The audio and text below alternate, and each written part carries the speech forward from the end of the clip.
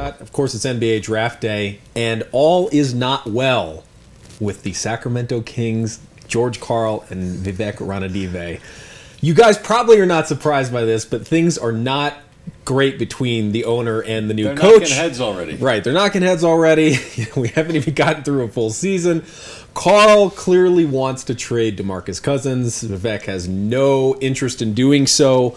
And sources are telling the Sacramento Bee's Jason Jones that he's frustrated because Karl said when they hired him he was not going to be somebody who was going to affect personnel. And Cousins is only really open to a trade because he doesn't think that George Karl wants to coach him. Sounds like everybody just needs to get into a room and talk this out. But is this situation even savable?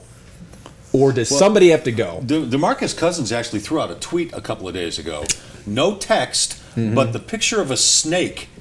And the assumption was he was referring to George Karl. George has not been a fan of DeMarcus Cousins from day one. I think what that meant was like when the grass is cut, the snakes come out. That's a reference to a Jay-Z lyric. I think. I'm starting to wonder.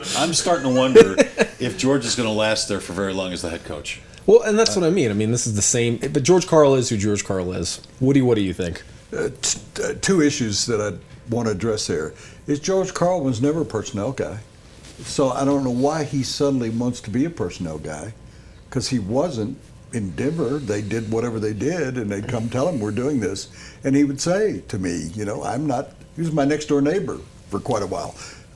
I don't involve, my job is to coach. So I'm surprised that he actually is involved. But in his quotes, they were kind of pointed when he said a day or so ago that, are you interested in trading DeMarcus Russell? The pointed question, he said, oh, I want, if he's willing to be all in and give 100 to 120%, commit. I will coach him to be the best possible player he can be.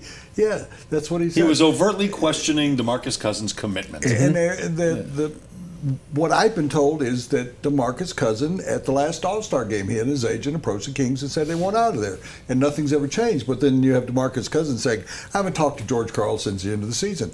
Well, coaches and players don't really talk in the offseason anyway. So, but George is really hard-headed. He was with J.R. Smith. He was with Carmelo Anthony.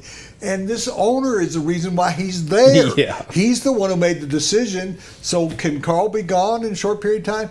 Yes, if the owner's, who's a goof, he's a fool, who knows? He's a Donald Sterling type.